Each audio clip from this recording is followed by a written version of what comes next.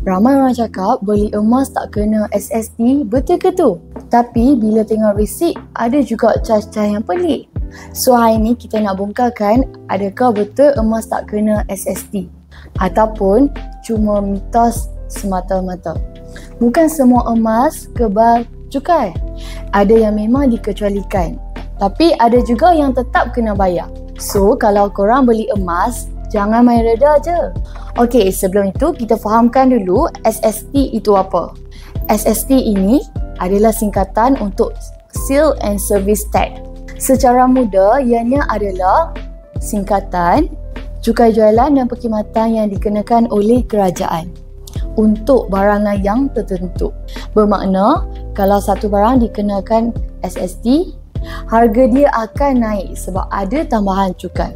Sekarang ni memang kerajaan kecualikan cukai SST untuk emas pelaburan, maksudnya emas jongkong ataupun gold bar dan juga emas shilling ataupun kita kenali dia sebagai gold coin. Tapi bukan semua barang kemas termasuk dalam kategori ini. Kalau korang beli barang kemas seperti gelang, rantai, cincin yang dipakai, itu dikira barang yang siap. Barang siap ni memang tak dikategorikan sebagai pelaburan emas. Jadi tetap boleh ada kos tambahan. Dari aspek lain seperti workmanship dan cas tertentu daripada kedai.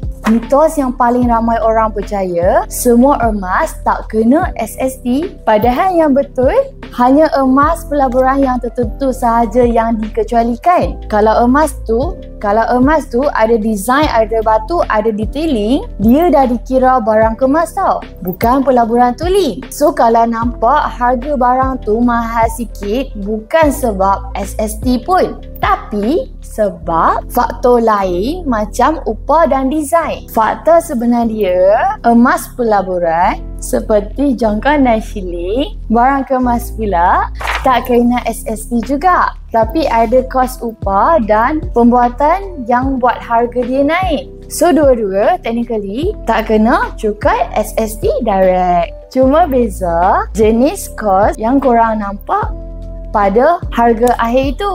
Kesimpulannya, emas pelaburan bebas SST. Barang kemas bebas SST juga, tetapi ada kos upah.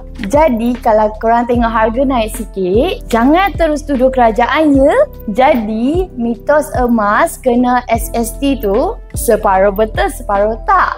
Yang penting, faham jenis emas yang korang beli. Nak pakai ke ataupun nak simpan pelaburan ke? Saya Aulia, saya host live daripada Lebah Sistine. Boleh follow saya. Kalau suka video gaya mitos dan fakta macam ni, jangan lupa subscribe dan share kepada kawan korang yang selalu tanya pasal cukai emas ni. Jumpa lagi next video. Bye. Assalamualaikum.